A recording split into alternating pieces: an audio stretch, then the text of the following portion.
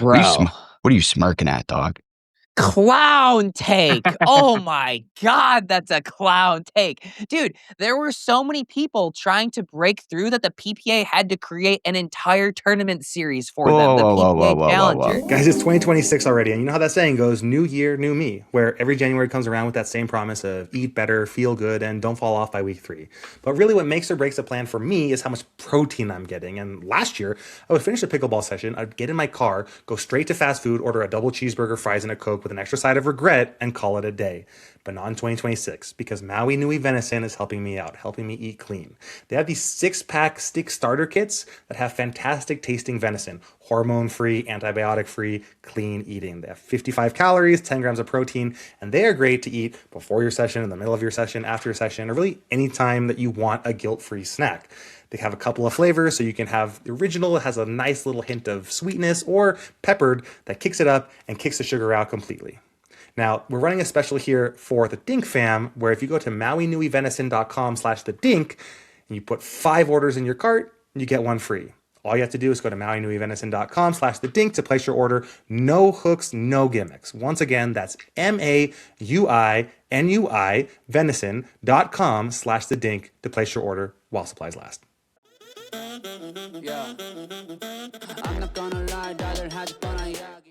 Guys, welcome to PicklePod 2.0. This is the very first PicklePod episode of 2026, and we are reimagining what the PicklePod looks like.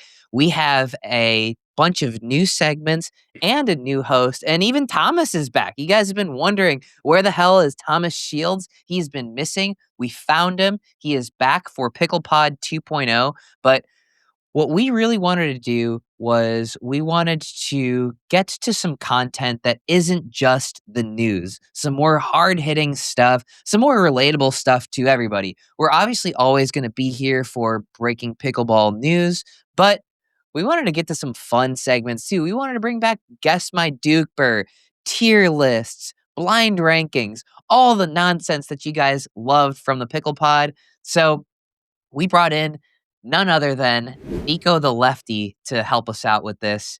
Thomas, how did you find Nico the Lefty? First of all, not the order we agreed on, but we're going to run with it. Nico the Lefty. Okay, so I actually looked. Is Nico now in frame? Okay, we slide him in frame. Welcome to the pod, Nico. We found Nico from what he would call unhinged takes on Twitter. That was my first encounter. I looked back in Slack. It looks like in July 15th, 2025, I said to the team, what do you guys think about this Nico the Lefty guy? And shortly after, Zane, I think, had talked to you, Nico. Nico, you joined an episode. I watched that. I was like, okay, all right, my intuition is right. This guy can kind of sling it. You know, you were a little new to the whole podcasting game. Since then, you've continued with the unhinged pickleball takes. One thing we want to make sure for anybody who's on this podcast is you have some street cred, okay?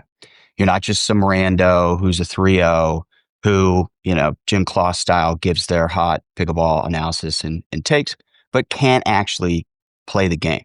So I did a little bit of research as well. And talking to some people around, in fact, CJ from Better Pickleball specifically said, you're a legit 5-0, if not better. But I don't think that's good enough to just take her word for it. So I think as your debut for PicklePod, the best way to do it, do a little Guess My DUPR with clips of Nico playing. Let's run it. Throw it up. Guess My DUPR is back. There's a lot of pressure. Which one is Nico, by the way? Who are we looking at? This is pre-haircut Nico. This is Nacho Libre, Nico. Oh, we got righty shot over there. Okay. Righty drop shot. That's a 7-0 shot. Hand on the hip. You don't get to influence the Guess My DUPR here, Nico. Ooh, we popped that one up. She had that one.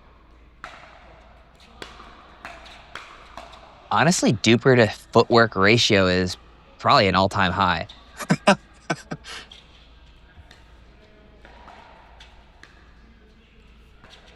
Doing a lot here. No. Great point from your partner. You know? 5-0 duper from Yeah, her. she's legit. Does she want to be a podcast host? Oh, okay, tricky Oh, a little lob. crafty lob. Oh, a little drop shot Dude. too. That's right. That's against 6-0 Troy Aiken. Shout out, Troy. Your game's so nonchalant. That would piss me off so much. This guy, he's just walking around, Yeah. You look beating like up on you're these like 4-5s. you look like you're playing with kids, like you're babysitting or something, and you're not trying to go too hard. Is that how Someone you said always that- play? Yeah, always. Someone says that I get more steps from the car to the facility than I do actually playing pickleball. Efficiency. So, yeah, you know, I'd agree with that.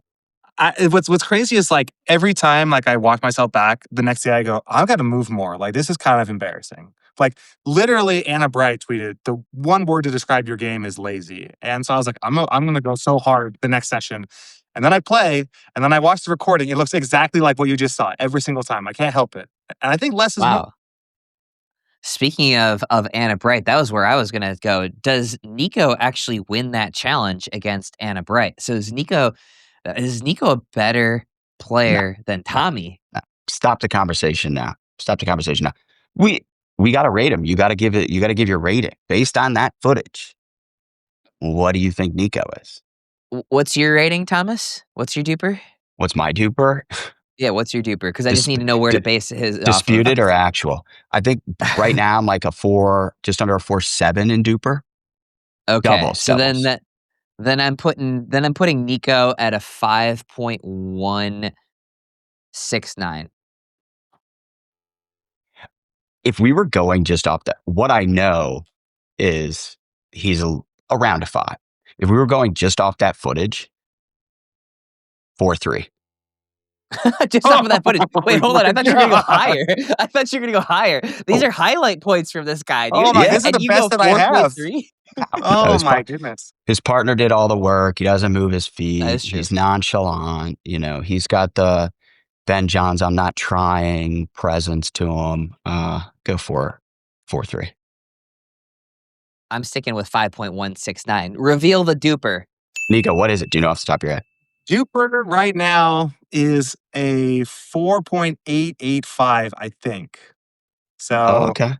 yeah. So my DUPR ranges basically last year like a high of 5.1 to like a low of 4.8. So that's why I like to say I'm a 5.0, So Thomas, I'm kind of on your, we round up train. Yeah, well, But, going yeah. back to the whole like Anna Bright thing, the whole you're not a 5.0, which we ended up using for that whole back and forth saga for the match, like that was doubles. I literally do not have a singles duper.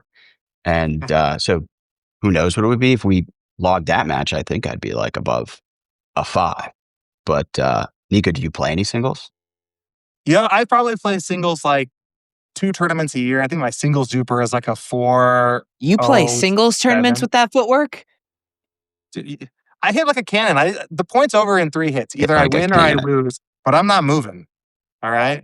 We're going big serves. We're going to go spin serve when the ref's not looking, and we're hitting a winner Fair. down the line. Love that play. That's it. That's all that's happening. But yeah, So you're 4.8. I'm a 4.7. I was talking to the Balls Deep podcast girls. They seem exceptionally confident that they would demolish me and Zane, you and Zane. I think, and this is what I told them, which they were like, no shot. I think you and I could beat them and give them a run. Oh, absolutely. For sure. I think you and I, no doubt, we tap dance all over them.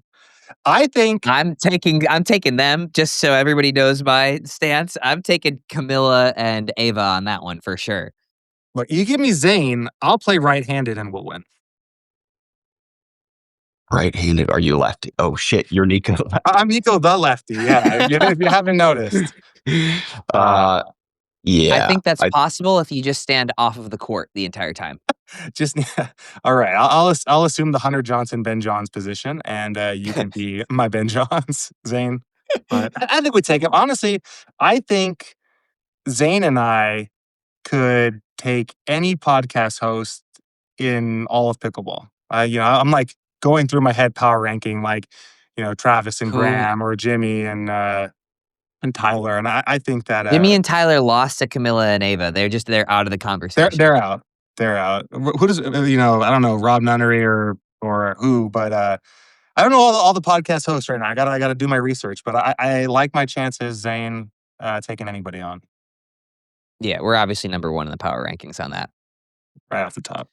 So actually, the funny thing is, we first met each other. I know how Thomas found you. We first met each other at a clinic a couple of years ago, or actually, that was just last year in Lake Tahoe, Nevada.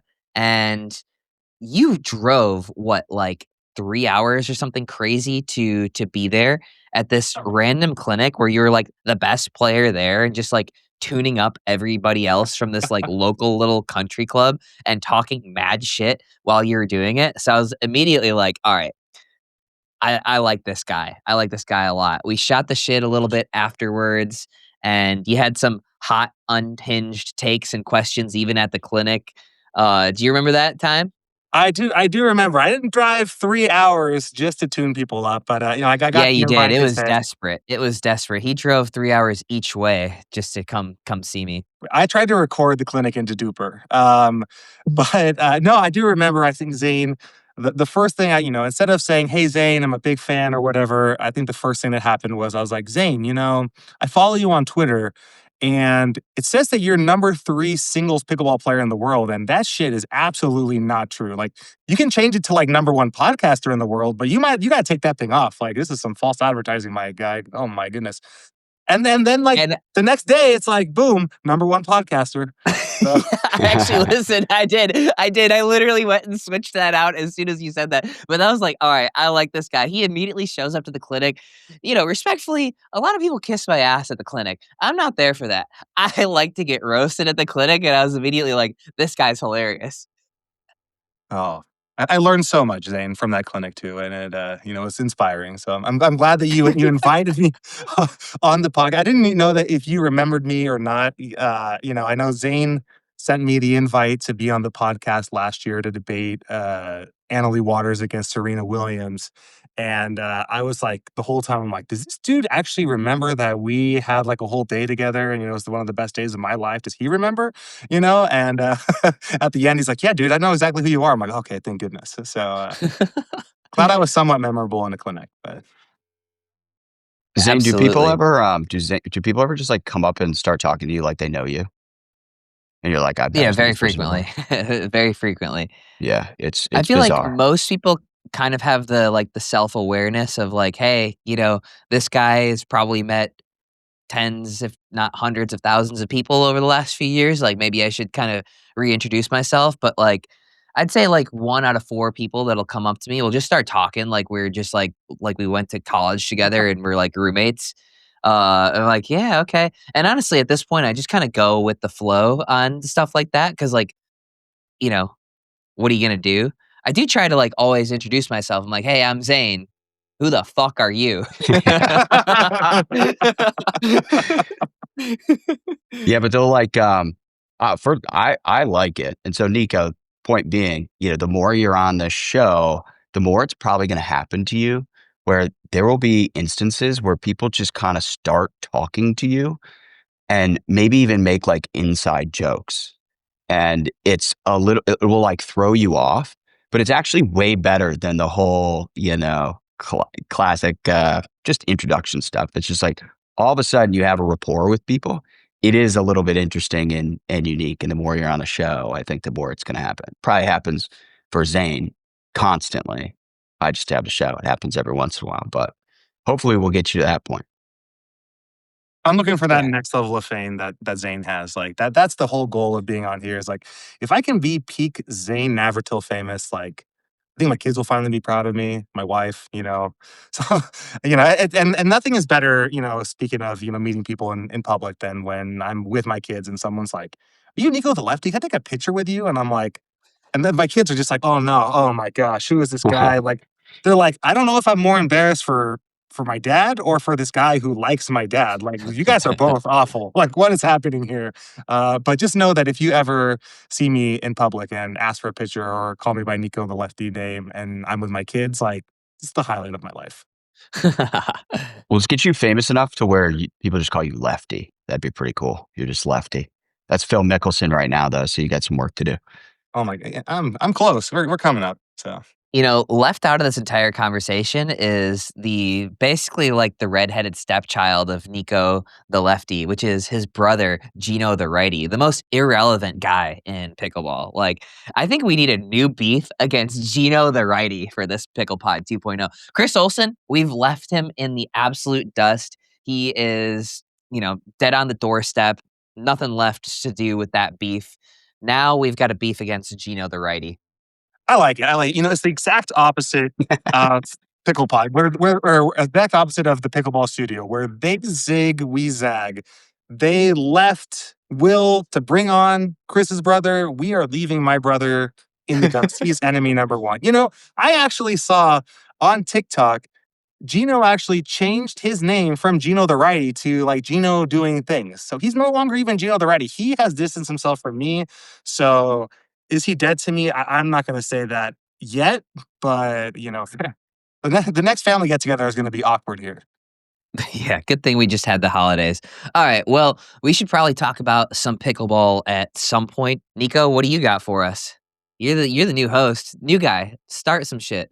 Yeah, absolutely. So we got a ton to talk about this week. A lot of it has to do with paddles. All right, so we're going to talk about the paddle situation with Anna Leigh Waters, Dekel, Rachel, you name it. I can't keep up with it. We're going to go through kind of the best of 2025, what's happened in 2026.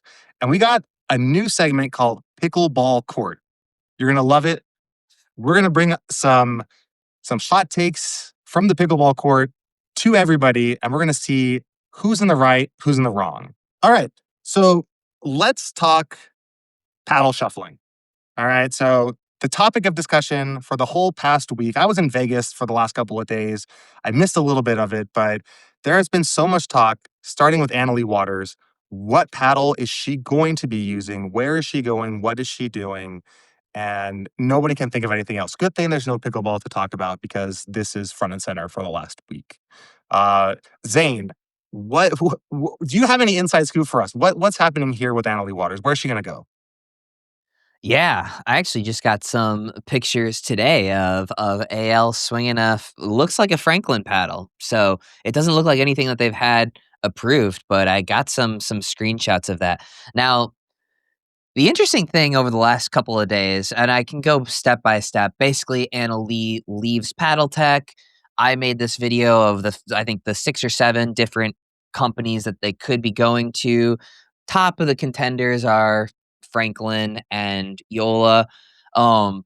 Couple people pointed out that there was a Franklin paddle that looks exactly like the ALWC PaddleTek paddle, pretty much the same shape that she's been using for years, that appeared on the USAP approved lists last year.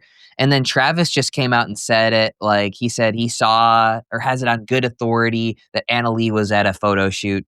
Sort of he said, she said stuff there. But I do have some actual pictures of Anna Leigh swinging a Franklin. Now, who knows whether she's signed a deal or not. Actually, the kitchen was all over my posts recently saying that she hasn't signed a deal yet. And then just today I see the screenshots of Franklin. So that's about as much as we know right now. Everything points towards her signing a deal with Franklin at this point. Now, Zane, how much money do you think a company like Franklin is throwing out at Anna Leigh to sign her? Like, what do they have to do to get an Anna Leigh Waters? Yeah, I've got this pegged as an 8-figure deal. And here's the rationale that I've got. So Ben Johns made $2.5 million in 2024, right? That was a CNBC article. He told CNBC that's obviously split between PPA contract and JOOLA contract. My guess is that based on what PPA contracts were from Tour Wars, I'm thinking he's getting 1.5 million from PPA, 1 million from JOOLA per year to get that 2.5. So if we're pegging Ben's contract at $1 million per year from JOOLA, which he signed at late 2021, right? You've got to think 2022, 2023, 2024, 2025. 4 years later, and probably hundreds of millions of people more playing pickleball 4 years later, you've gotta think that, okay, this deal probably isn't 4 times as big, but let's say conservatively 2.5, 2 times as big. That puts this deal at $2 million at least, and you know that neither of these companies, neither Anna Leigh nor Franklin, is going to want a 1 year, 2 year, even 3 year deal. For this to make sense on both ends, this has got to be a 3+ year deal. And so I'm thinking 2.5 million a year for 4 years, 3.3 million per year for 3 years. But either way, I'm thinking this is pickleball's first 8-figure deal. So, did you mention that Ben Johns was a lifetime contract? Ben Johns does have a lifetime contract, right? And so he's really deferring $1 million per year. If he were to sign back then, he's probably commanding $2.5 million per year for his playing career at least. Right. So, I've always been curious about like Ben's deal, and because there was like a dollar figure attached to it, but it's like over lifetime. So it's like, okay, but what's the annual amount? And then if I'm Ben, he's one of the few who actually moves the needle. Where if he plays the paddle, people are going to buy that thing. Like I would absolutely want, if I'm him, to have a healthy royalty on paddle sales, if not a percentage of the company. Now, Yola does more than just pickleball, so maybe it'd be a percentage of the pickleball business. I don't know where Anna Leigh is going, but if I'm her and, knowing her family, I feel like they're probably assuming it's not something that's like multi-sport. They're going to be getting some percentage of either the company or of the pickleball entity that operates under that like company's umbrella, and definitely royalties. Yeah, it's gotta be royalties, gotta be equity. In fact, I thought one of the front runners was potentially her starting her own paddle company, Which would right? be brilliant. Yeah, but the thing with a bigger company like a Franklin is, I wonder if they're going to give up equity in the pickleball subsidiary, right? I could see royalty, but I just would be a little bit surprised if Franklin, a family held company I'd be surprised if they were giving up actual equity there. So, so I think the biggest thing for me though is that out of all the pros in all of pickleball, I would say only Ben Johns is worth whatever his contract is, and of course you, Zane. But Ben Johns, he signed with Yola, and they almost overnight became the face of pickleball paddlers. All right. Whether they have the best paddles or not, that's up for debate, right? The Hyperion was great when it came out. They had some downs with, their Gen 2, and then they got a paddle that was banned, and then they had to buy a mod, which also then got banned, right? They went through so much turmoil, but everybody sticks with Yola. You see Yola is like ubiquitous with pickleball, and it's the standard of paddles of which other paddles are ranked. If someone asks me, hey, what is this paddle like? Well, it's like plus or minus 10% Yola, right? So I feel like Ben Johns made Yola what it is in the pickleball space. But I couldn't say the same for any other pickleball player. I don't even know the last time I saw an Anna Leigh Waters paddle in the wild, right? Like for every 100 Yolas, I maybe see one Anna Leigh Waters. Mhm. So Mhm. if you're Franklin, like, is she actually moving the needle? I don't think so. I think that if you're a pickleball paddle reviewer, you move more paddles than Anna Leigh Waters does. I think, I hate to give him credit, but I think Chris Olsen or John Q or Braden moves more bread and butter locos than Anna Leigh would ever sell Franklin paddles. Mhm. Yeah, that's an interesting one, right? Because I do think that just guys in general don't play with a lady's signature paddle, right? However, if you look at PaddleTek, there are PaddleTeks everywhere. PaddleTek is, I would guess, you've probably got Yola, Selkirk in terms of market share, and then PaddleTek very well may be in that third spot, battling with Carbon, for 3-4 in terms of market share, right? So like people are buying PaddleTek paddles, but they're not. I agree with you. There's not a tremendous amount of Anna Leigh paddles out there. Tons of Christian Alshon paddles out there, Mhm. right? they're everywhere. Christian Alshon paddles I see as not as commonly as JOOLAs or certain Selkirk paddles like the Boomstick right now, but like after that, I would put that up there. I don't know, maybe that's just the some of the vacuum that I play in, but also the people that are at the Austin Pickle Ranch, they are your paddle nerds that are listening to John Q, uh, Chris Olsen, and Pickleball Studio, right? So the interesting thing is like I don't know if she moves signature paddles, but I don't think it'd be fair to say, or at least her success is very highly correlated with PaddleTek moving a lot of paddles. So what you're saying here is that Anna Leigh Waters sells more Christian Alshon paddles than Christian Alshon does. I'm saying Anna Leigh Huh. Waters sells more Christian Alshon paddles than she does Anna Leigh Waters paddles. No, this is fair. This is fair. And Zane, I got to say, and this is where probably you and I play with different groups and run in different circles, is that I think when you have higher level pros and some of these top tier players that are playing with paddles that are approved on the PPA and UPA and whatnot, they play with a specific brand of paddles. Then if you look at 3.0, 3.5, 4.0 players, I think the paddle landscape shifts. And I think a majority of the people that play pickleball are, you know, 3.0, 3.5 players. And so my thoughts are the vast majority of the market, they don't necessarily care what's being played on the pro tour. They care what their peer group is playing with, and what maybe the best 3.5 that they know or the person that's willing to listen to a podcast and talk about it does. And so that's where I think Anna Leigh might move the needle in the top end, 5.5 DUPR plus. But I'm not sure whether or not the 3.0 is excited about Anna Leigh Franklin's. Do you think, can you name any other players who do move the needle like a Ben or even come close? If you're watching this on YouTube, comment the name of a player who you think moves the needle meaningfully. Nobody does it like Ben, but I'd just be curious to hear what people say. Like the one that comes to mind for me, this would be international, but a Kwang Dong, I think, could potentially move a lot of paddles, assuming he chooses like if he were to go with the Franklin, right, or like a reputable brand.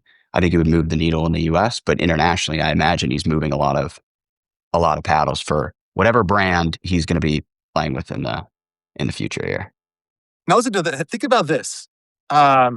This is where I really love the idea that Zane brought up about Anna Leigh either starting her own brand or like taking huge equity in a smaller brand. And I keep thinking about James Ignatowicz, right? So James, not a top 10 player anymore, not on the PPA tour anymore. He decides to create his own paddle. And I'm not sure if it's the paddle itself or if it's James or what the cult following is behind RPM. But that paddle has been selling out ever since it came out, right? Is it the best paddle? I think it's one of the best paddles, but I wonder if Anna Leigh did something like James did and became the face of a brand, even a brand that didn't exist. She makes her own paddle. Does she make more money and do more people trust that paddle than they would trust an Anna Leigh Franklin or an Anna Leigh, PaddleTek? If she was able to speak to it the way James can speak to the tech and development of his paddle, I think that goes a long way. When you have not only top talent, but somebody who's like very in the weeds and can speak to it and prove that to you, like having a top talent who designed their own paddle, that combination I think is unique. So I think Anna Leigh could, but she'd also have to be able to like get on a podcast and be like, and this is why we chose this face or, this shape. And I'm sure she can speak to like shape, but like maybe like the core technology and things like that. Yeah, I mean, James has done a nice job with RPN, but then again, I do think it's also like he is hitting the sort of the tip of the pickleball iceberg with the people who are really, really in the know of the pro game and the people who are watching all these pro reviewers. You don't have somebody buying those you don't have your person who plays once a year using an RPM paddle at this point, but they do have a cult following of like the very into it people, it seems like. So moving on from Anna Leigh, we got a ton of other paddle movement here. First one I saw was Dekel Barr leaving JOOLA to go to 11.624, which to me is huge because I don't think I've ever seen 11.624 paddle in the pro game. I didn't even know that they were UPA approved. They're not currently. They're not on the list right now. All right. So it sounds like they're in production for a new foam paddle that's coming out. It's supposed to be amazing. Who knows? Says Dekel. But my question, Zane, is this going to mean that do you think there's going to be more paddles like 11.624, more companies that decide to try and jump into the pro game? Or do they traditionally just stay in their lane? Yeah, it seems like it, right? I mean, I think that, I'd be surprised if some of these paddles that do have these cult following in the amateur level. I think about how these people are the reviewers are obsessed with the Honolulu paddles or the 11.624 has been in that category. The bread and butter paddles, like they love these guys. I'd be surprised if these guys don't come in and try and get a pro or two to represent them on the PPA. Is like maybe that's not the main thing that moves paddles, but there is an ROI there at some level, right? Like if you can get some pro to swing your paddle, we know that that doesn't move zero paddles, right? We don't know whether it moves $20 million of paddles or whatever it is, but we know that the answer is something greater than zero, of course. So, I think we're already seeing it, right? Like I was really interested by Li Ning actually getting their paddles approved with marketing rights on the UPA. Like, how is that not huge news? That is the largest company in the paddle game we have ever had. Probably less than Adidas. Never mind. Second largest company we've ever had. Wait, what's the name of the company? Li Ning, Chinese clothing, footwear, and now pickleball paddle manufacturer. Interesting. There are two I can name that are, well, I'm not going to name. We'll name in a future episode when we finally get cleared to say it. But two I had never heard of that are international brands, pretty much have, I would say, zero market share here in the US. When we say them, people will be like, what? They are paying for the UPA marketing rights and signing players that will be announced probably, by the end of Q1 here. So it does seem like there's a lot of international brands that are deciding this is worth the investment, and we're going to be seeing them appear more and more. So speaking of international brands, I know Gabe Tardio, he is done with Pickle, Pikkl. However you pronounce it, one of the many brands that, sounds like pickle. Is he Pickle going seems like into- a fair bet for that one. Yeah, that feels good. I never know with the lack of vowels and whatnot.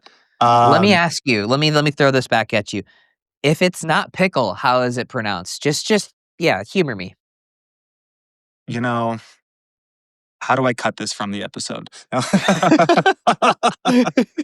You're right. You're right.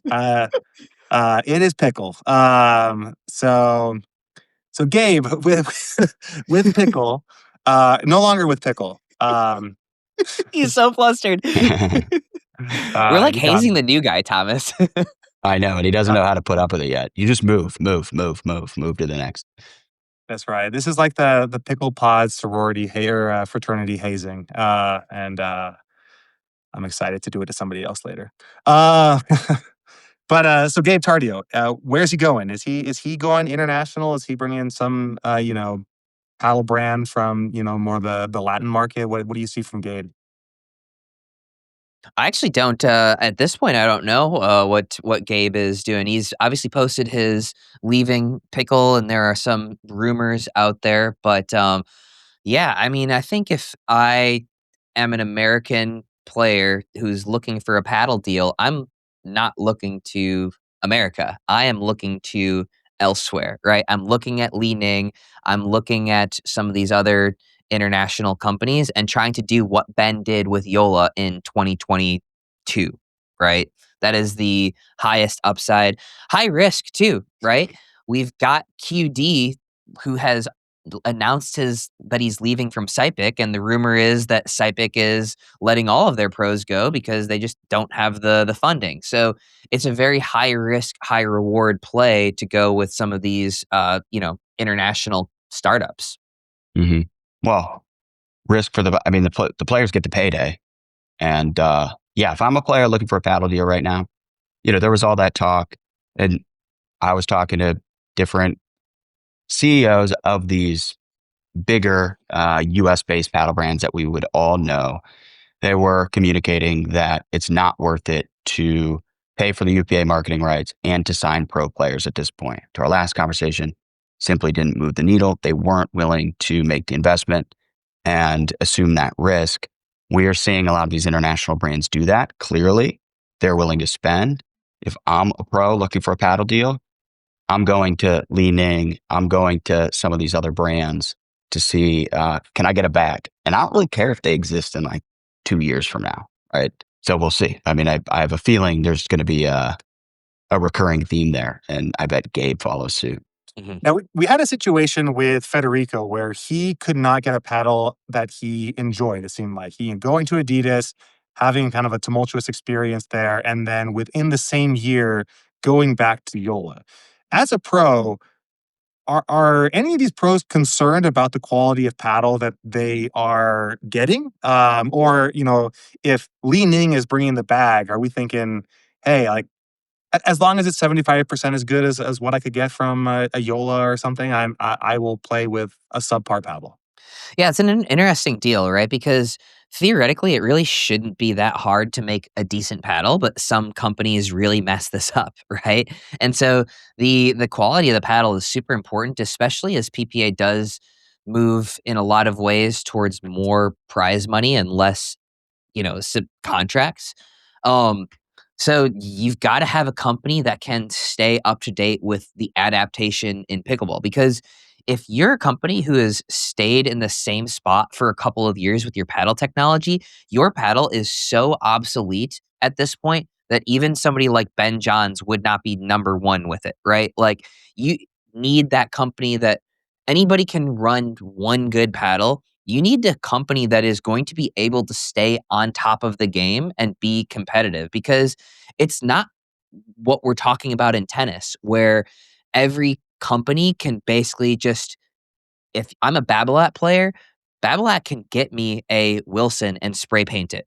You cannot do that here in pickleball. You actually need your manufacturer to have a good paddle for you, or you're going to be toast. So I do think we're going to see some players cash out and just be stuck with crappy equipment. And that's the risk that you take with signing with probably one of these startup companies who don't have that track record of year over year staying up to date with the adaptations of the game. It's insane to see, that some paddles companies cannot make the quality paddles. You have now this like huge They're so easy to campaign. copy. There's a huge campaign about don't buy copycat paddles because they're so prevalent in the market, and I think most of the people can't tell or are willfully ignorant and play with copycat paddles. Like, how can a multi-billion-dollar company like Li Ning not make a great copycat-esque paddle of whatever top brand, right? It seems like they should be able to do that almost overnight. Well, some of the brands I've talked to that I mentioned earlier, I'm pretty sure they are brands that spun out of the facilities that were producing the copycats. So you might find a unique combination of a brand willing to overpay you as a pro player. And also, if you need them to, they can just go copy the latest JOOLA. Yeah, that's exactly what I would do. If I was Gabe Tardio, I'd say, hey, multi-billion-dollar brand, overseas or from South America. See this paddle, go X-ray it, cut it in half, and then just make me the exact same thing and, paint it green. That's what I want, and I don't think there's a lot of risk in that. And I think the reward is super high. So I don't know. That's what I would do if I was Gabe Tardio on a lot of these companies is I'd go for the bag myself. And then hope that they could, not make an absolute terrible paddle. Yeah, but for you, does the paddle make that much of a difference when you just don't ever move your feet? Or how does that work? No, it makes all the difference. It's way more important. I suppose that's true. The only thing that's moving in my pickleball game is the paddle. So it has to do 100% of the work. So Fair enough. And your mouse. So that's huge. Yeah, exactly. So, So I think other players can make up for it with movement and, athletic ability and strategy. For me, it's all hands and paddle. Wait, Nico, I know you're doing some stuff with Merrick Health. What are you, because I know they'll help you improve a lot of different things. Like, what are you most focused on going through this program? Yeah. So as you know, as you've seen in my guess my DUPR, I don't move very much. I don't have a lot of mobility. I don't have a lot of pure athleticism. Like I have the hands of a god, but the feet of an ogre. And so I'm super excited. So working with Merrick Health to figure out how I can improve like my overall fitness, drop some pounds, and maybe look a little bit more spry out there. Look like I'm not actually connected to the floor. So what was really cool is that I jumped on a call with my health coach, and he's asking me a ton of questions. All right, like, what are your goals? And I'm like, well, I sleep well.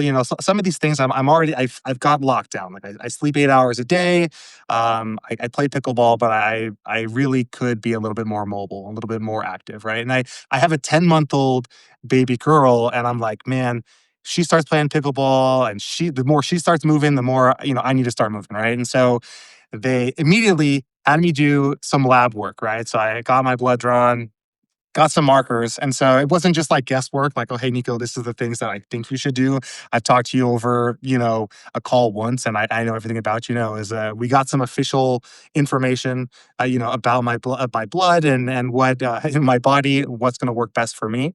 And I actually then had a call with them, and we're going to connect with like a physician provider. So like we have the health coach, and then we have a provider that kind of goes through like, here's some supplements and some lifestyle changes that you can do, right? And so it's not just guessing, which is really cool. I am confident in like, all right, here's the markers I actually want to increase. Here's the supplements that I'm going to need to take, and I have accountability throughout the journey. So I'm looking forward to actually chatting with this guy again next week to like share, okay, like this worked, this didn't work, what are we doing, right? And so if I found one thing that doesn't work for me, it's not having accountability, right? And so with Merrick, I have a plan, and then I'll have accountability with an actual coach. So super awesome.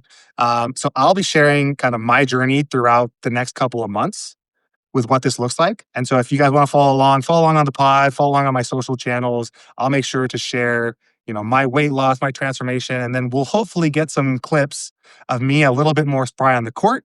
And maybe we'll get that DUPR above 5.0 officially so I can stop lying to everybody. All right. And so if you're interested in going through a similar journey with me, you just head over to merrickhealth.com and use the code the Dink. You get 10% off at checkout. Again, it's Merrick, MAREK, health.com/the Dink, code the Dink. I want to hear your hot take, but I think we're going to do a little bit of year in review first. All right. So year in review, guys, 2025, obviously a huge year in pickleball. The first question I have for you is I want to know who won the year.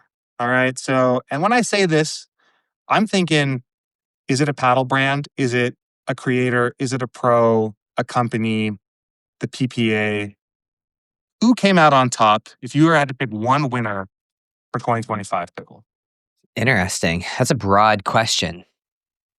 I mean, I do think, they obviously had some bad PR later in the year with the termination of Ignatowicz and Glosman and stuff. But like, I think that UPA is a good winner. I'm going to catch so much shit for this. Like, they did separate themselves from the pack. And I don't know whether that was APP falling off or all of these different, PWR dying out, right? Like, the competitors for them have kind of been set aside. And even towards the end of the year, last year, you could say like you've got some PWR, you got APP, but UPA is like seemingly pretty far ahead of anybody else, or they're the main show in town, right? You can say that's a good thing, you can say that's a bad thing, but it is probably the realistic thing, right? Especially given 2024, it seemed like PPA and MLP still, even though they were under the same umbrella, weren't really meshing.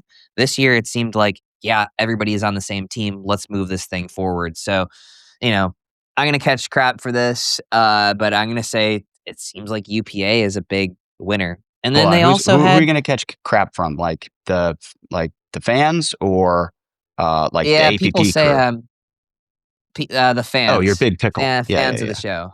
Yeah, people say I'm shilling, but honestly, like I think it's just kind of reality. So Oh yeah, Nico. By the way, welcome to Big Pickle, man. It's good to have you. Yeah, happy to be here, and I think the first person that'll probably roll their eyes in the back of their head is maybe sorry not sorry Chris Scally, or and all the comments saying that you get on every single one of your videos. No Big Pickle company man, bring back Chris Scally. But no, I think that's a good take. For me, I was actually going to say MLP, so I was going to be more specific. I think MLP figured it out this past year. Like, I think there's still a lot to do, but I think the season, truncated in a shortened form, um, has like exploded. Maybe it's just me and my love for MLP. But I think having the teams together for multiple years, having the season in a specific time, knowing that it's ready for MLP, I think I was worried that MLP was going to be something that had to fold, that you had to choose one or the other, PPA or MLP. And I was convinced of this up until last year. And I think that MLP is a huge winner because I think that they have proven that they're like a viable standalone product, and that people will root for teams, people will buy merch for teams, and that there are now super fans of specific teams. I think you got to figure out ways to keep that going to where you don't blow up teams repeatedly, so that, because the clowns and the fives have their fans, the V friends and everybody, they're huge. And if Anna Leigh leaves, and you know if Will leaves, and Zane's gone, I'm not sure what that's going to look like, but having them for multiple years and then having them for another year is huge. So I think MLP is the winner of 2025. You mentioned it earlier. I'm going to give it to, even though, listen, he's not our competition anymore. Okay, we've left him in the dust. But a couple people reflected to me, you alluded to it earlier, that Chris Olsen can make or break a paddle company. I think that's just like a really interesting anecdote. And it's a lot of influence for a single individual to have. And it comes from the fact that he has been dedicated, obsessed with pickleball paddles and the technology for multiple years. Not really anybody acknowledging it except for, the people who would tune in every week. But now he's at a point where you could argue he's more important, what he's going to say, if he endorses your paddle, than signing most of, if not all but one, of the top pickleball pros in the world. So that's pretty interesting. And I think that's a big win for Pickleball Studio over there. Yeah, he's like the godfather of pickleball paddles, and everybody that's in pickleball has a paddle. And and I will say, I talked to a paddle manufacturer who said that they did not send Chris paddles specifically because they were afraid. They said that our paddle's already doing well enough. There's only downside to giving this to Chris because he could destroy our paddle right away. So they didn't even send it. He ended up buying them full retail and then doing a review himself. But that's the kind of fear that he strikes in the hearts of those paddle companies. And that's a good point. It's a fear. It is a fear. And it's not just Chris Olsen. I think I name him because he's like the number one. I think John Q is a close two. Depends on who you are. Sorry, Zane. Just got to glaze Chris. Yeah, let me know when this segment is over. But like, let me know when this segment's I was talking to a paddle manufacturer who is one of the top brands in the space. I think, they're doing tens of millions of dollars. Zane actually walked away. And as he was kind of talking about some of the headwinds they've hit this year, as many pickleball businesses have, we've seen some attrition across pretty much every industry. He named like 3 big risks to the company. And one of those 3 was, what are the paddle reviewers going to say? What's John Q going to say? What's Chris Olsen going to say? Named a handful of others. But, we're in a weird sport where like the guys who just jump on a camera on YouTube every day matter more than actual people who are at the top of the game playing on the court. I think it's fascinating. Zane, come back. Are we done? Are we good here? We good with this segment? Well, Zane, it could be you, bro. I mean, you're on YouTube now. Why don't you just start reviewing paddles and just give I've actually never review review Pro XR.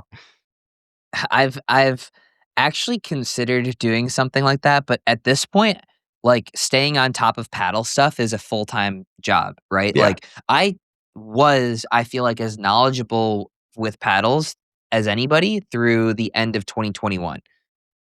2022 onwards, the amount of paddles and the amount of innovation has just exploded. I used to buy every single new paddle and test it out for myself. Now you would need 20 of me to do the exact same thing. So it is, it's too much. Leave it for the nerds.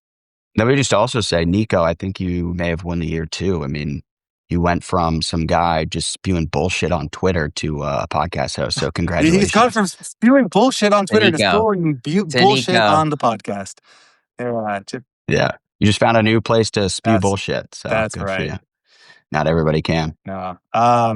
So I'm interested to see with all those with those paddles of if innovation actually continues to go at the same rate that it's going right now, just new paddles every 3 months, and if it's changing, if the game changes as fast as it does. Because one thing that we're going to talk about in 2025 is pickleball singles and how pickleball, the sport, is kind of maturing. We are starting to see kind of a petering out of like strategy and kind of honing in on, all right, here are our mainstays of the pickleball world. We don't have almost any breakthroughs in terms of people over the past year, right? If you look back 2 years ago, you got like the emergence of Kate Fahey and the emergence of CJ Klinger. You have 3 years ago, you have Rachel Rohrbacher, and you have tons of people coming in out of the blue. And now, you look at the game and it's the same people. The top 10 is not changing almost at all. Maybe you have like John Lucian Goins coming in for a couple singles golds. But has the sport finally matured this year? Is this the year where we're not going to see breakthrough players come out anymore? Yeah, I mean, I think you're onto something. The only of the 5 elements or 5 what do you call them, divisions that isn't mature is women's singles. I think you're correct with the exception of women's singles. I think this is the year that women's singles gets actually upended. I don't think women's singles is mature. I think you're going to have Katarina Stewart, Isabella Dunlop type of players, Sion Mendez. We had Sophia Seving on the APP if she comes over to the PPA. I think that the women's singles is ripe to be disturbed a little bit. But other than that, I agree with you. And it's just going to take longer, right? Like your boy Will he's going to break through, but it's no longer, all right, you go from nobody to winning medals within the course of 6 months. It is, you go from nobody to top 20 to winning medals, right? The CJ Klinger sort of trajectory. He had been around and he's getting better for a long time, but it does take some time to break through still. So I don't think we're going to see those, 6 months this person is at the top of the game type of thing ever again. Yeah. Well, listen, the one thing I'm learning is when you don't quarterback the show, but you give your takes in Slack and on pre-pod Zooms, your takes can get hijacked and passed off as somebody else's. Are you talking about me? No, Oh, no.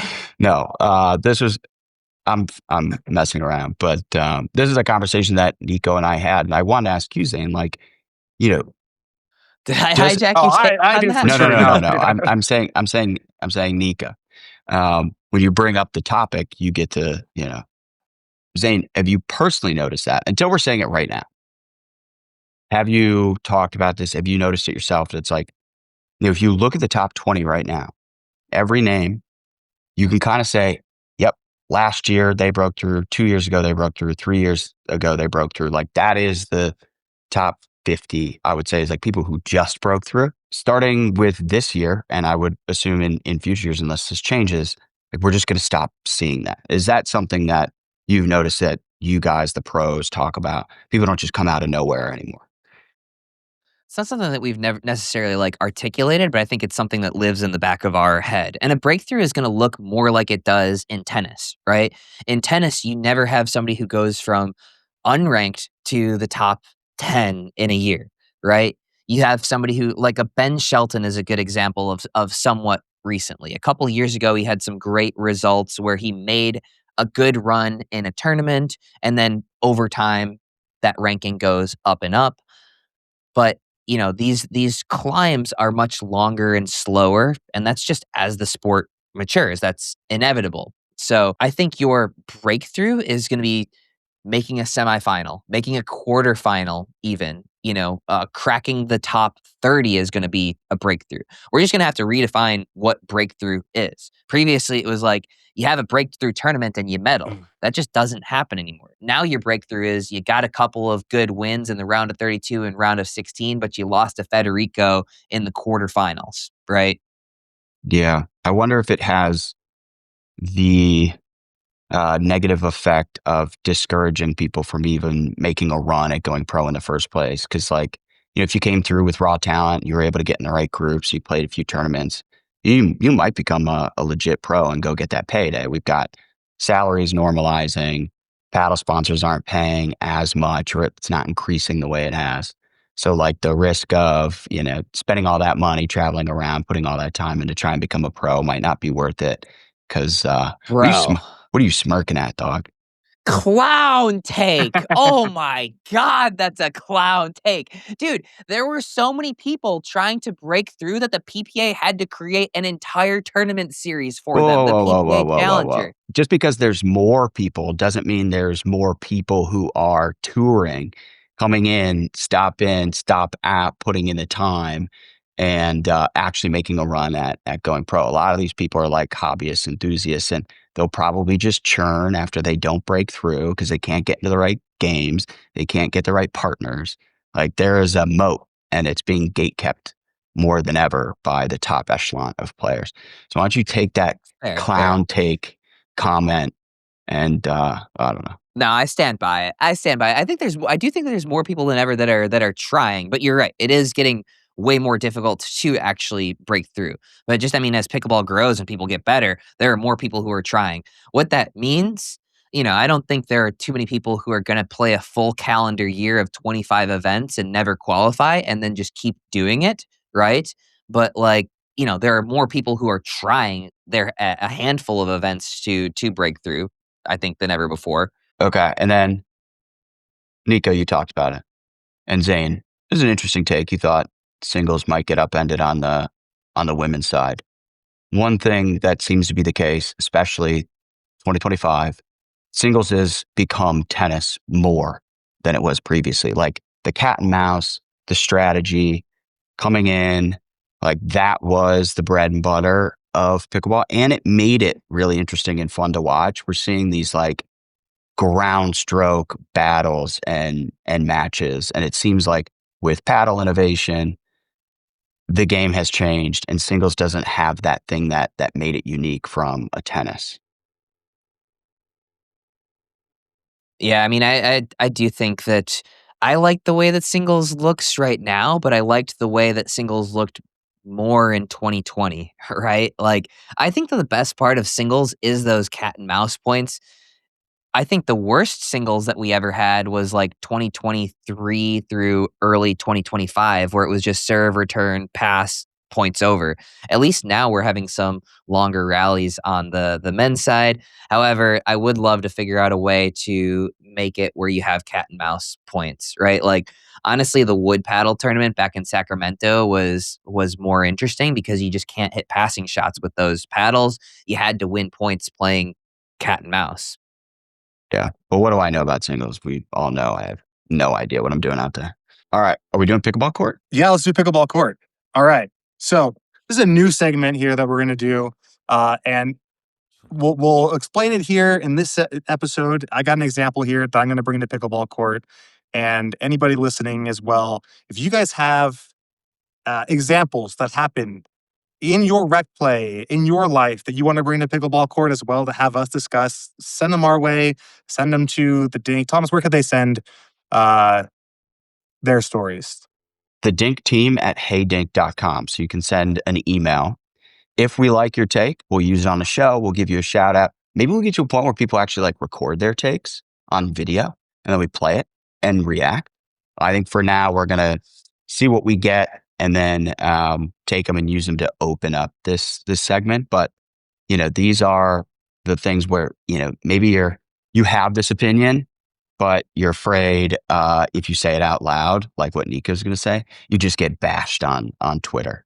Maybe they're a little bit controversial, but the more interesting takes you can bring to the table, more likely you'll be featured on the show. So email them to the Dink team at heydink.com. Perfect. We love a debate. Absolutely. All right. So pickleball court, it's almost like the PC way of saying, am I the asshole sometimes? All right. So in this situation, I was playing at my local club, right? We have an indoor club, Third Shot Pickleball here in Reno, Nevada. There's 9 courts, all right? It's open play, and it's like 7:30 in the morning, all right? And I'm there, and because open play is free, me and 3 other buddies who are all trained to play in a PPA tournament are all playing together. Basically, we were doing like tournament practice, all right? It's like 5-0 level pickleball, whether or not you think I'm a 5-0, right? So we're playing, we're practicing, we're having games for like 2 hours because, like I said, it's free. And there's not a lot of people that are a part of the open play at this time, right? There's probably 2 other courts that are full of people, and there's no paddles waiting. We finish a game, and a guy who's probably like between a 3-0, 3-2-5 comes up and is like, hey, can I jump in with you guys? And he asked me, and I know if I say yes, 1, it disrupts the flow of what we were trying to do, kind of tournament practice. 2, the games are going to probably be pretty terrible, either for us or for him. And then eventually I have to like exit out of this kind of group of 5 of us and say, hey, sorry, we're done now. So I just said no. I said, I said, sorry, we're practicing for a tournament, and so we're just going to stick together. To me, the key thing is there were open courts, so I didn't deny somebody of actually getting to play. They were sitting by themselves, so they couldn't, either they're just going to sit by themselves again or play with the other group, or I'm not sure what. So, and the question is, am I the asshole? Did I do the right thing or the wrong thing? What do you think? Zane, can I just get some clarity from Nico here really quick? So Go for it. this is open play. Pickleball is pretty inclusive. You and your buddies, best players in the facility, you're putting on a show, and a young, in experience years player who looks up to you says, let me play with these guys who are so good at pickleball. Pickleball's for everybody. It's fun. He walks up, he asks you, Nico, can I play with you? And you just simply respond, no. Is the question, is that how I responded? What's the question? Am I an asshole? Do I have the set of facts? Yeah, I will say though, I let him down easy. I didn't just straight up say no. I did say no, but I did say, hey, we're training for a tournament. We're trying to get some good games in. We're only playing for another hour or so.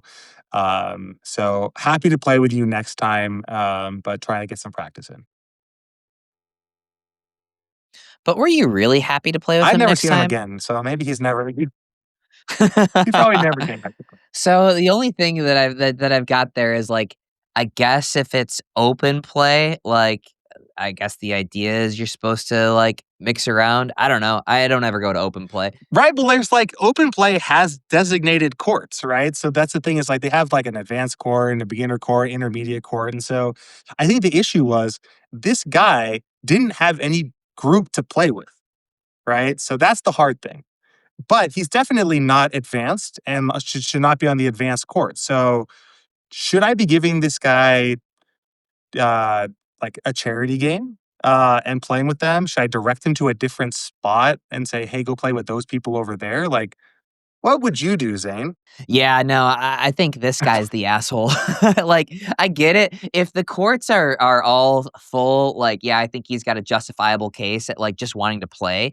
But I can't. I think this guy's the asshole. Other guy's the asshole. Yeah, read the room, dude. That's what I was If going to you're say. a Read the 3-0 room. Read the room. and there's a group of 5-0s playing and you try to get in with them, you are the asshole. You're ruining it for 3 other players at a time just so you can get whatever satisfaction you want out of joining that game. And On the nobody flip leaves those side, things satisfied. on the flip side, if you're that guy, definitely do what he did. That's how you're going to get better. Force yourself into games when they don't want to play. It's what I do with pros all the time. When I used to go to these PPAs, I'd be like, "Hey, can I jump in?" They'd all roll their eyes, like, "I don't care. This is great for my game," and you just got to put up with it.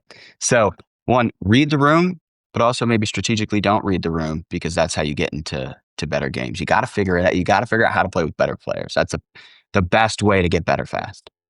I'm gonna disagree with you on that, Thomas, because like there's a level where it just doesn't make any sense, right? Like if this guy was a 4-5 and he wants in the 5-0 group, I would change my answer. I'd say Yeah. Nico's an asshole. He should let this guy in if he's like at least able to play. But if he's a 3-0 and these guys are 5-0s, like nobody gets anything out of that. It's not challenging yourself. It's just stupidity. Leave a comment if you Like agree with me or I love Zane. this. And challenge yourself with a 3-5. If you're a 3-0, challenge yourself with a 3-5. at least we don't sound like elitist pieces of shit right now. Like, oh, hey, this 4-3-0 bastard, he's the asshole for even trying to play with Nico, who's not even a 5-0 duper, as we all know. But no, I agree. And Thomas, I like the idea of kind of shooting your shot, where you can. So what I do agree with Thomas's point about shooting your shot. It was something that Gino the righty told me one time when we were in college, and he said, "Hey," he's like, "when you ask girls out on dates, just know that they're also rooting for you. Nobody's excited to be like, 'Hey, you want to go on a date with me?' Fuck you, Nico. Like, you suck and you're ugly, and I would never date you." Right? And so the thing is, everybody for the most part in your life is rooting for you. And so if you're that 3-0 guy, like I as a 5-0, I'm rooting for this guy. I don't want to break his poor heart and say no. So like to Thomas's point, ask those people. They're rooting for you. You'll get into some better games, and hopefully you can at least to some point read the room and become a 3-0 by playing with some 3-5s or some 4-0s. If you're a 3 guy and you're at a bar and there's a clear 10, a rocket Yeah. at the bar, shoot your Shoot your shot. shot. All I'm saying is that person is not rooting for your downfall. They don't hate you. They might get bothered, but they're at least going to usually let you down easily, unless they're an absolute asshole. So yeah, shoot your shot with the 5-0 at the bar. All right. Dating advice from Nico. Clip that one. Yeah, that's what we come for the pod for Nico the Lefty dating advice. All right, so it's 2026 now. We got a new year of PPA, new year of paddles, new year of pickleball. I want to know, what are you guys looking forward to most in 2026? Tommy, take it away. Zane, I do not know. You tell me. That's a tough one because I feel like you almost have to go in like quarters, right? We've always talked about how pickleball years are like dog years and so much stuff happens in any given year. I would say like Q1, I'm looking forward to figuring out where all these players land with paddles and what new paddles come into the game. Q2, I'm looking forward to what MLP looks like this year, where players end up, what the MLP format is going to be like. We're always going to have some rule changes before an MLP season. Q3, when the PPA champ starts up again after MLP, you've got probably new partnerships because it's technically going to be the new season of PPA. This year, the PPA technically ends right before MLP starts. And then Q4, you get to do it all over again. And then for the entire year, I'm super excited about Asia, right? We only had like 3 or 4 PPA Asia events last year. We've got, I think, 10 to 12 this year on the schedule. You broke a Guinness Book of World Records for attendance in Vietnam last year. So that's a pretty fucking good start to PPA Asia. So I don't know. Those are 4 or 5 things that I'm looking forward to, I guess. Yeah, I would say I'm just interested to see how a lot of different things shake out. If we're talking to a lot of the paddle brands, I think this was the first year where they started to struggle a little bit. It wasn't just all up and to the right. We've heard that people who are running tournaments are having a tougher time filling up those tournaments with registrants. I think we are reaching saturation in certain markets with the number of pickleball facilities that are being built and the number of people who are willing to pay fees to play pickleball, with public courts also being built. I think there's a couple of other places within pickleball you could look to see. There are like some question marks. I think we're going to see a lot of interesting movement in pretty much every facet of pickleball this year.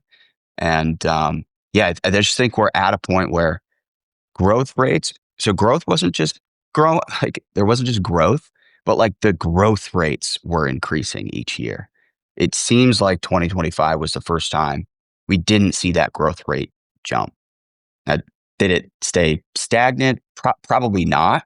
It's still increased, but I do think we're past the point of, at least in the US, the huge, crazy, all-out pickleball boom. Yeah, I see that. And it's kind of like we're at this like S curve where we're something has to change. Either you have to go out of the US or we have, I'm not sure.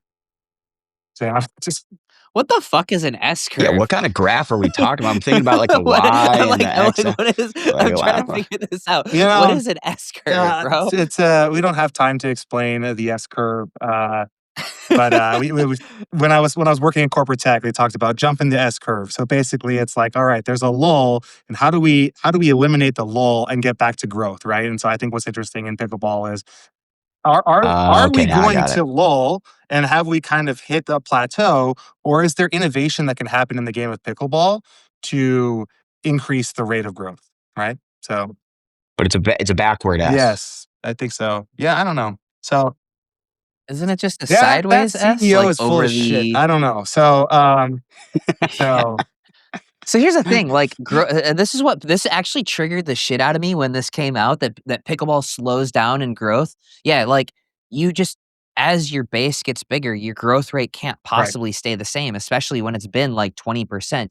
And so I'd argue that going from 1 player to 2 player is 100% growth rate. But I would say that going from 10 million players to 11 million players, a 10% growth rate, is way more impressive of a feat. So, like, the growth rates were always inevitably going to come down. And I'm not commenting on market saturation on that. I do think you're right that, like, there are so many facilities going up everywhere. Some of them are inevitably going to fail. But I am still very impressed with the, I guess, absolute growth of pickleball in the States. And then that growth comes from international too, right? So growth rates, inevitably, they have to go down, right? They have to, until you get every single one of the 8 billion people in the world playing. Yeah, and the good thing though is that because we have now like topped off at least a little bit in terms of like that growth rate, it's like what happened in the past like 4 years is like there didn't need to be as much innovation. Like anybody that opened a facility could be successful. Anybody that started a paddle brand could be successful. Now that's no longer the case. You have to innovate. You have to be good. Like, you have to understand, what value you bring. And so I think the same thing happens, Zane, for example, with the transition zone, or that pickleball school, or Anna Bright's, pickleball for like 5-0 school. It's like, at first, anybody who created one of these like educational content schools could be successful. And now there's so many. How do you innovate, right? And so I'm excited to see what innovation actually happens in pickleball over the next year, because you can't just win by playing. You got to actually be good. Before we wrap up the episode, go vote in the Dink Awards. Voting is officially open. Dinkawards.com. No, it's just dinkawards.com. Vote for things like, who's the player of the year, men's and women's? Who's the most influential voice? That's the one I'm most curious about. Vote on what was the best paddle, right? The paddle reviewers all have their favorite paddle, but the Dink Awards, that decides what is the people's best paddle. And there's a host of other categories. Paddle. Let's figure out what are the people's awards. So go to dinkawards.com, vote. Why didn't we even mention this? Vote for us for best podcast. That's right. Please. We cannot stomach the idea of not winning it for the 4th year in a row. That's right. And if we don't win it, and I know I've only been on for 1 episode, really, I will take it personally. You should be out there campaigning. You should be hustling right now. You joined the episode 1, by episode 3, we are no longer the best podcast. What does that say about you? Yeah. If we lose this, we're gonna need a fall guy, and it's not gonna be me. All right, so guys, let us know if you guys want to see Nico the Lefty back. We are fine to cut him. We're fine to continue with him. Whatever you guys You can think. let us know on the Dink Awards when you vote for the podcast. Oh man, a lot of good categories. Zane, you're going up against Jimmy in influential voice in best podcast. So you got your competition. You know, I'm up there. Creator award going up against the great Anna Bright, who wants to take home every category. So whether or not I'm the smallest fish in that category, she wants to win best creator, influential voice. She wants to win men's pickleball player of the year. Let's stop the train that is Anna Bright before it gets too big. Anna Bright She must be stopped. She is too stopped. big for Pickle. She is big Pickle at this point.